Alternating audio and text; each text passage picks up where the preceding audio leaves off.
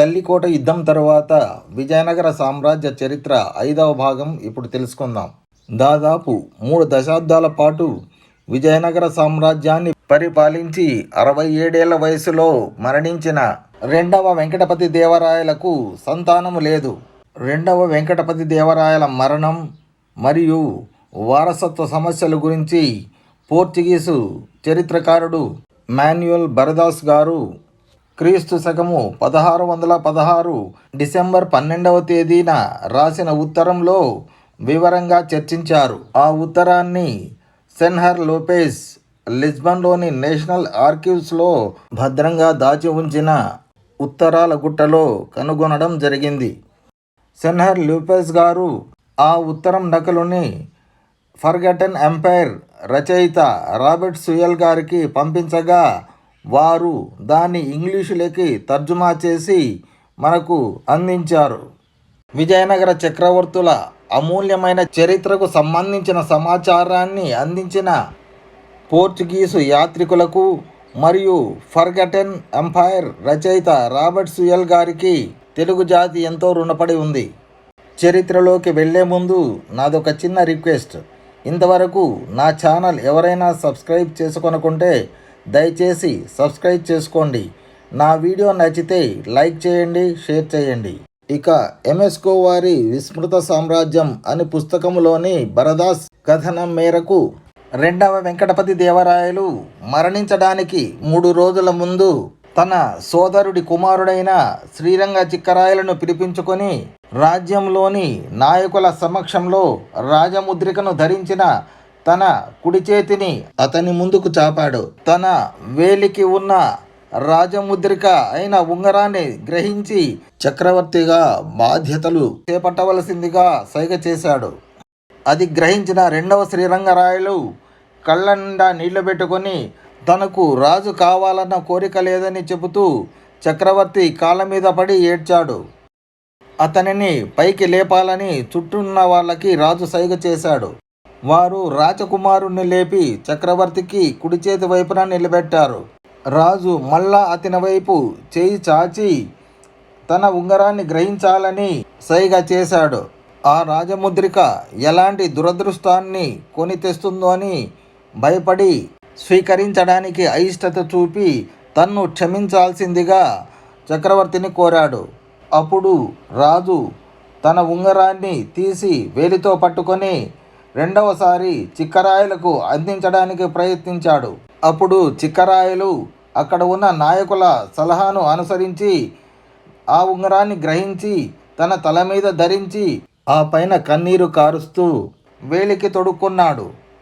అప్పుడు రాజు 2 లక్షల క్రూజాడోల విలువ చేసే తన వస్త్రం, తాను ధరించే 6 లక్షల క్రూజాడోల విలువ చేసే చెవి వజ్రాన్ని, 2 లక్షల కంటే అధిక విలువ చేసే చెవి కమ్మలను, ఎంతో విలువైన రత్నాలను తెప్పించి ఈ రాజచిహ్నాలను తన అన్న కొడుకైన రెండవ శ్రీరంగరాయలకు ఇచ్చి చక్రవర్తిగా ప్రకటించాడు. ఈ ప్రకటన విన్న తరువాత కొందరు సంతోషించారు, మరికొందరు శత్రువులయ్యారు. రెండవ శ్రీరంగరాయలను విజయనగర చక్రవర్తిగా ప్రకటించిన 3 రోజుల తరువాత రెండవ వెంకటపతి దేవరాయలు మరణించారు. అతని పార్థివ దేహాన్ని ఉద్యానవనంలోనే మంచి గంధపు చెక్కలతో, కలబందలతో మరి అలాంటి వాటితో దహనం చేశారు. ఆ తర్వాత వెంటనే 3 రాణులు ఆత్మాహుతి చేసుకున్నారు.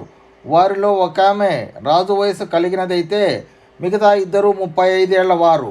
వాళ్ళెంతో ధైర్యాన్ని ప్రదర్శించారు. గొప్పగా వస్త్రాలు, ఆభరణాలు, విలువైన వజ్రాలు, రత్నాలు ధరించి వారు చితికి ఏతెంచారు. అక్కడ వాటిని అందరికీ పంచారు. కొన్నింటిని బంధువులకిచ్చారు, మరికొన్నింటిని శ్రాద్ధ కర్మల కోసము బ్రాహ్మణులకిచ్చారు, కొన్నింటిని జనం ఏరుకునే విధంగా విసిరివేశారు. అప్పుడు వారు అందరి నుండి సెలవు తీసుకొని ఎత్తైన ప్రదేశాన్ని ఆరోహించి పెద్ద అగ్నిగుండంలోకి దూకారు. అలా వారు అనంతలోకాలికి వెళ్ళిపోయారు. ఆ తరువాత రెండవ శ్రీరంగరాయలు పరిపాలన ప్రారంభించారు. రెండవ శ్రీరంగరాయలను చక్రవర్తిగా ప్రకటించడానికి ముందు అంతఃపురములో అతిపెద్ద నాటకాన్ని తలపింపచేసే ఒక వృత్తాంతం జరిగింది. రెండవ వెంకటపతి దేవరాయల రాణుల్లో ఒకరైన బాయమ్మ గారు తల్లి వైపు నుండి అడియ రామరాయల మనుమరాలు మరియు గొబ్బూరు ఓబరాజు కుమార్తె తాను గర్భవతిగా ఉన్నట్లు నటించి ప్రసవ సమయానికి ఒక బ్రాహ్మణ పురుష శిశువును అంతఃపురంలోకి రహస్యంగా చేరవేసి తాను కొడుకును కన్నట్లు ప్రకటించింది. రెండవ వెంకటపతి దేవరాయలు ఈ విషయాన్ని గ్రహించినప్పటికీ బయటికి ఏమీ తెలియనట్లుగా ఉన్నాడు. బాయమ్మ పట్ల తనకున్న అపరిమిత ప్రేమ కారణంగా విషయం తెలిసి కూడా తెలియనట్లు నటిస్తూ బ్రాహ్మణ బాలుని తన కొడుకును చూసినట్లే చూశాడు. కానీ తన మరణ సమయంలో పరిపాలన ఏర్పాట్లు చేస్తూ తన అసత్యపు కొడుకును కాదని తన సోదరుని కుమారుడగు రెండవ శ్రీరంగ చిక్కరాయలను చక్రవర్తిగా ప్రకటించాడు. రెండవ శ్రీరంగరాయలు రాజు కావడం కొందరికి ఇష్టం లేదు.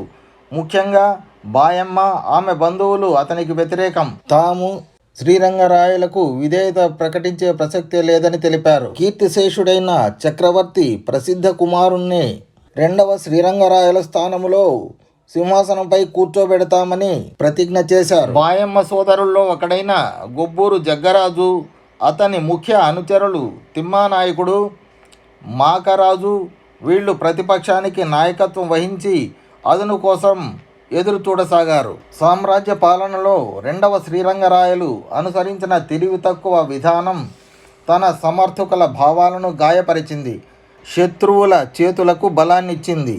తాను తంజావూరులో ఉన్న కాలంలో పరిచితులైన బేలలకు తన రాజ్యంలో స్థానమిచ్చాడు. వారికి ప్రభుత్వంలో గౌరవప్రదమైన పదవులిచ్చాడు. ఇది అతని సమర్థకులకు అయిష్టం కలిగించింది. రెండవది, రాజ్యంలో అత్యున్నత పదవుల్లో ఉన్న వ్యక్తుల నుండి అన్యాయమైన కోరికలు కోరాడు. వారి భూములు, ధనము, ఆభరణాలు కోరడం ద్వారా వారిని శత్రుపక్షంలో చేరేటట్లు చేశాడు. అందువల్ల జగ్గరాయలు, అతని పక్షం వారు శక్తిని సంపాదించుకొని ఒక వ్యూహం పన్ని రెండవ శ్రీరంగరాయల అధికారాన్ని తోసివేశారు. రెండవ శ్రీరంగరాయలను అధికారం నుండి తోసివేయడానికి జగ్గరాయలు ఒక పెద్ద కుట్ర పన్నాడు. అందులో భాగంగా జగ్గరాయలు మరియు అతడి ఇద్దరు అనుచరులు తిమ్మానాయకుడు, మాకరాజు శ్రీరంగరాయలకు తమ విధేయతను తెలపడానికి వస్తున్నట్లు దానికి అనుమతినివ్వవలసిందిగా కోరుతూ సమాచారం పంపారు.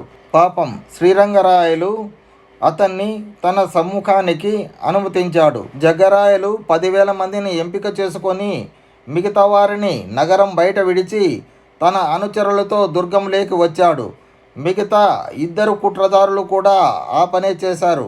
వారిద్దరూ తమతో పాటు చెరో 2,000 మందిని ఎంపిక చేసిన మనుషులను తీసుకొని వచ్చారు. దుర్గానికి 2 గోడలున్నాయి. అక్కడికి చేరిన జగ్గరాయలు మొదటి ద్వారం వద్ద 1000 మంది మనుషులను వదిలి రెండవ ద్వారం దగ్గరలో కూడా మరో 1000 మందిని వదిలాడు. మరోవైపు దళవాయి దుర్గపు మరో 2 ద్వారాలను వశపరుచుకున్నాడు.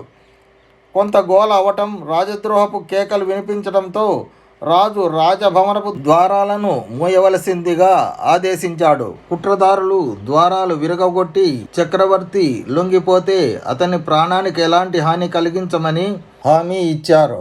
గొబ్బూరి జగ్గరాయల మేనల్లుడు చనిపోయిన చక్రవర్తికి కుమారుడు అవుతాడు కనుక వారిని చక్రవర్తిగా ప్రకటించడం జరుగుతుందని తెలిపారు. అనుచర వర్గం లేని రాజు మరో మార్గాంతరము లేక దాన్ని అంగీకరించాడు. భార్యా పిల్లలతో తను నివసిస్తున్న భవనాన్ని వదిలి వచ్చేశాడు. విచారం, గాంభీర్యం ముఖంలో తొణికిసలాడగా రాజు తల వంచుకొని సైనికుల మధ్యగా నడిచి వచ్చాడు. ఆచార ప్రకారం తలపై చేతులు జోడించి ఎవరూ రాజుకు నమస్కరించలేదు, గౌరవించలేదు. అతను కూడా ఎవరికీ నమస్కరించలేదు. రాజు వెళ్ళిపోయాక జగ్గరాయలు తన మేనల్లుడిని పిలిపించి పట్టాభిషిక్తుడిని చేశాడు. మకుటధారి అయిన అతను రాజభవనంలోకి ప్రవేశించి అక్కడున్న సంపదను, విలువైన వజ్రాలు, రత్నాలు మొదలైన వాటినన్నిటినీ తన వశం చేసుకున్నాడు. వెలువడిన వార్తల ప్రకారము ఒక మంచి జాతి వజ్రాలే 3 పెట్టెల నిండా ఉన్నాయి. ఆ తరువాత జగ్గరాయలు పదవీచ్యుతుడైన రెండవ శ్రీరంగరాయలతో పాటు అతని కుటుంబాన్ని గట్టి కాపలా మధ్య బందీగా ఉంచాడు. ఒక్క యచ్చమనాయకుడు తప్ప మిగిలిన సామంతరాజులందరూ రెండవ శ్రీరంగరాయలను వదిలేశారు. జగరాయలు తన మేనల్లుడి పట్ల విశ్వాసం ప్రకటించవలసిందిగా యచ్చమనాయకుడికి వర్తమానం పంపాడు. దానికి స్పందించిన యచ్చమనాయకుడు కులమేమిటో కూడా తెలియని ఓ కుర్రకుంకకు గౌరవాభిమానాలు వ్యక్తపరిచే మనిషిని తాను కాదని యచ్చమనాయకుడు సమాధానం పంపాడు. ఫ్రెండ్స్, తరువాతి చరిత్ర వచ్చే 6వ భాగంలో తెలుసుకుందాం.